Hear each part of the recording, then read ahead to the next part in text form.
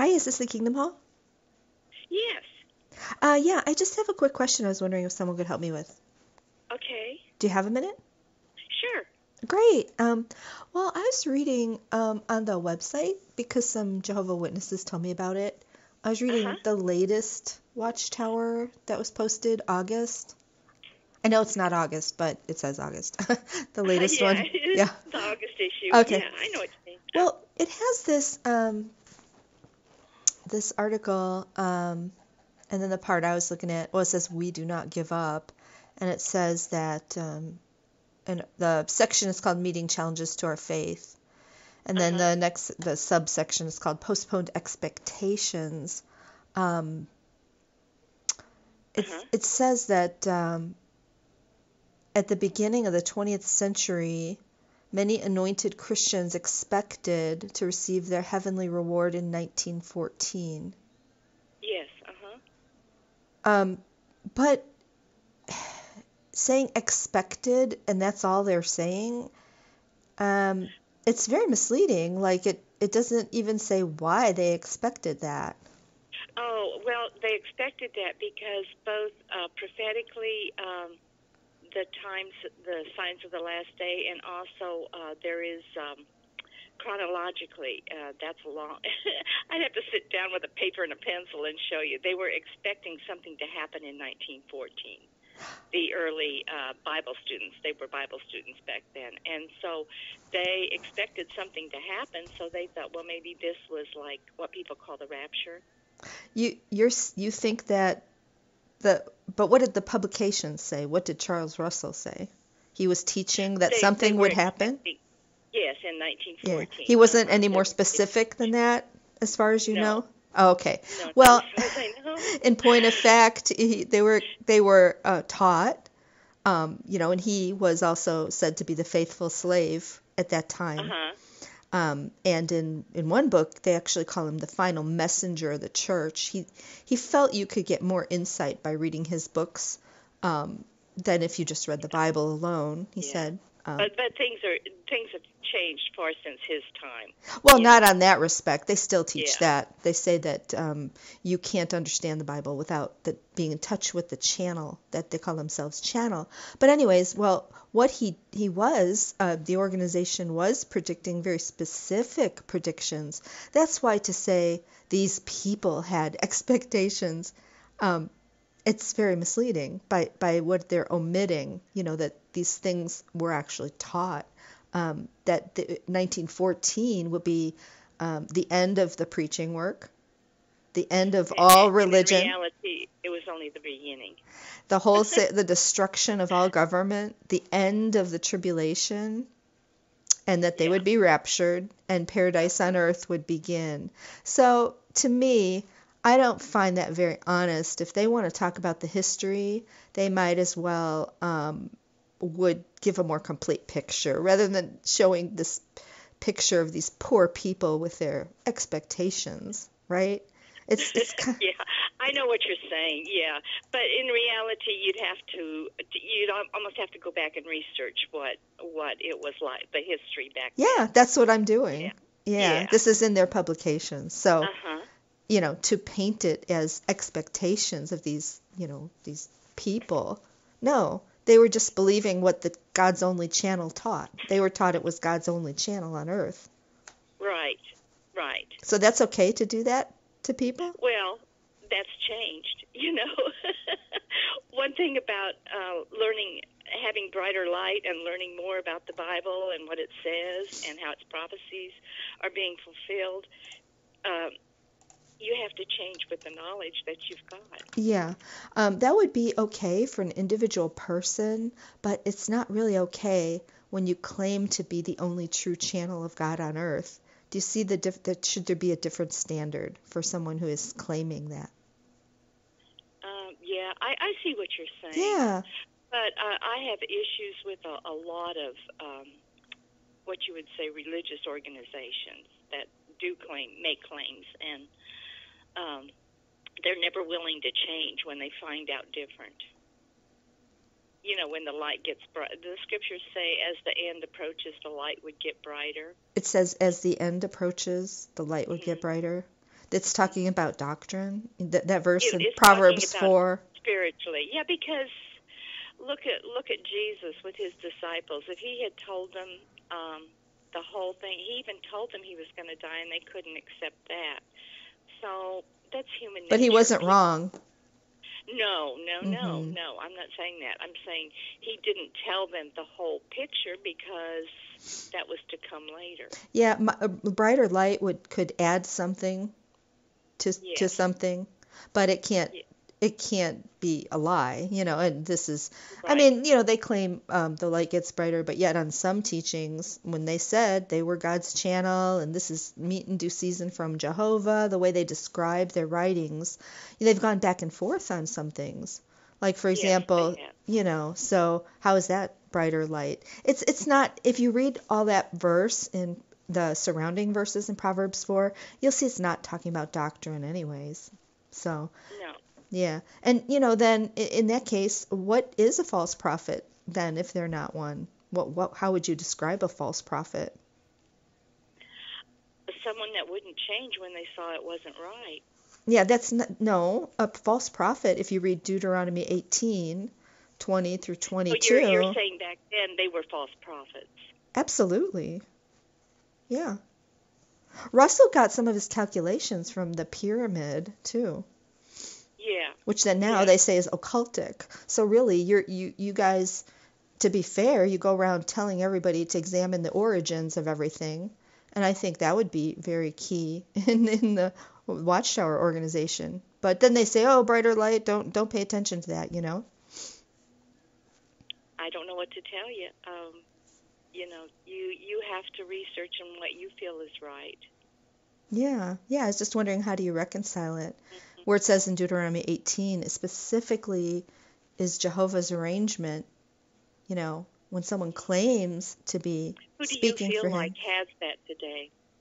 Well, I'm just a general Christian. I believe one really neat point of unity for Christians is called the Apostles' Creed and the Nicene Creed, and we all adhere to those things. It's just basic things about the person and work of Christ.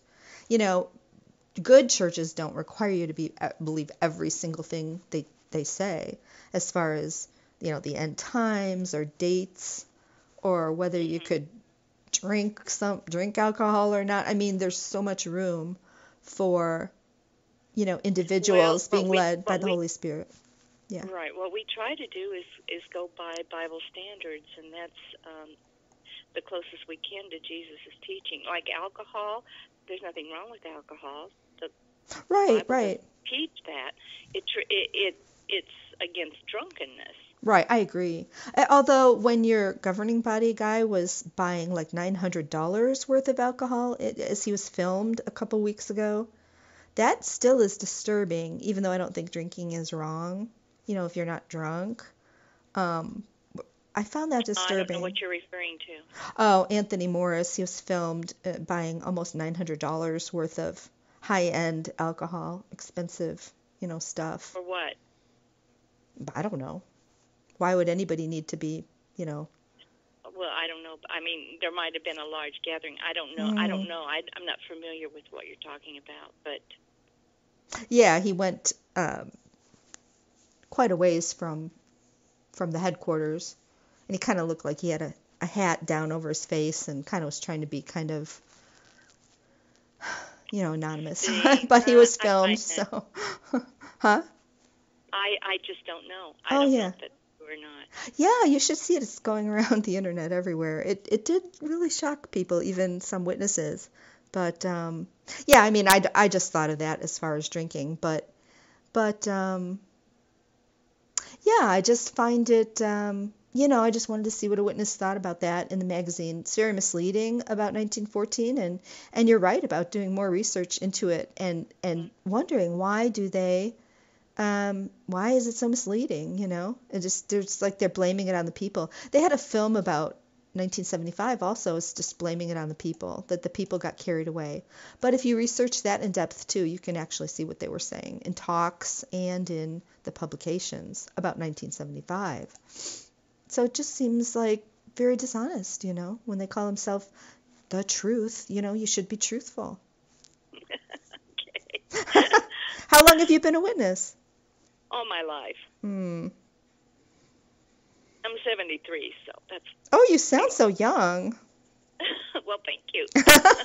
You sound like a lot of fun and, upbeat. But yeah, that's a lot of people have such a sadness over the way they get children to be baptized also, because then, they haven't really processed really everything. Like say if you're Well, 8 actually, or 10, then when you're they're trapped. before they're baptized, they have to know a basic knowledge of the Bible. That they go through a series of questions, so that it's not just like infant baptism. It's not just an emotional thing. It's that they really want to serve God. But the consequences are so severe, and I don't think like even 10 or even 12 could process that, how you might be shunned by everybody. And they also don't teach them the full history of the organization. Shunned? What do you mean be shunned? Because they're baptized? Yeah, oh, absolutely. There's so many that are shunned right now that are trying to leave, fading. They get shunned because they visited a church or go to church or believe Jesus is their mediator. Some are undercover. It sounds to me like you are actually looking on the internet on people that are against the witness. No, people that have been there, done that. That's the way I would put it. Right? Well, I'm sure Do you think? A lot. Yeah. And there's so many that are... There's a lot of Catholics that are very upset what their church is doing too. Yeah, I talk to them, and so but they're not shunned if they want to leave. So they have freedom of religion. Like you guys have this article that says, is it right to make someone choose between their religion and their family? And it's about Hindus. But there is thousands of former witnesses. A good friend of mine has never seen his grandchildren because they left. Because of things regarding how they were dealing with child sexual abuse. I think that was the first thing he was upset about, and he couldn't get them to do the right thing. What's that about? And then they have I don't know, because if it comes to child abuse, we certainly don't hide it. We encourage people to go to the authorities so that they can do something about it. Well, they have made major payouts of money on court cases they've lost, which was about that exact thing. And they were investigated in Australia for that. And they had over 1,000 alleged abusers in their database, and they didn't call the police on any of them.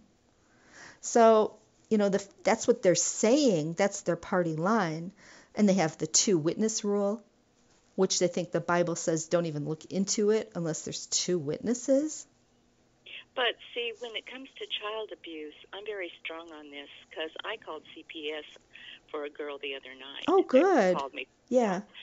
I'm a nurse too, mm-hmm. and I'm very into that. Parents need to stand up and call the authorities. That's what it's for. Mm-hmm.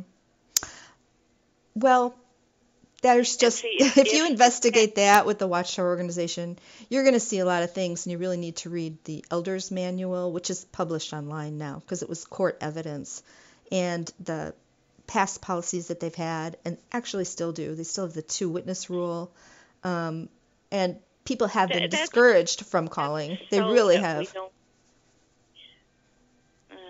I don't know.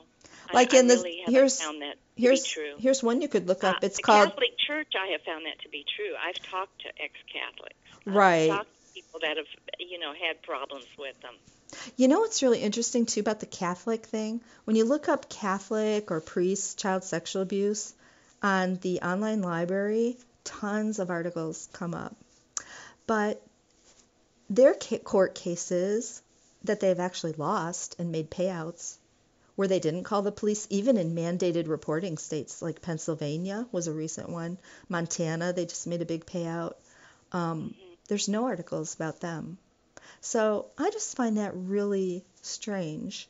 Even something as big as the Australia Royal Commission, where governing body member Jackson testified under oath. It's not on your website. But anyways, Okay. I hey, have to meet somebody at 9 o'clock. Do you okay. want us to call you back and talk with you, or you?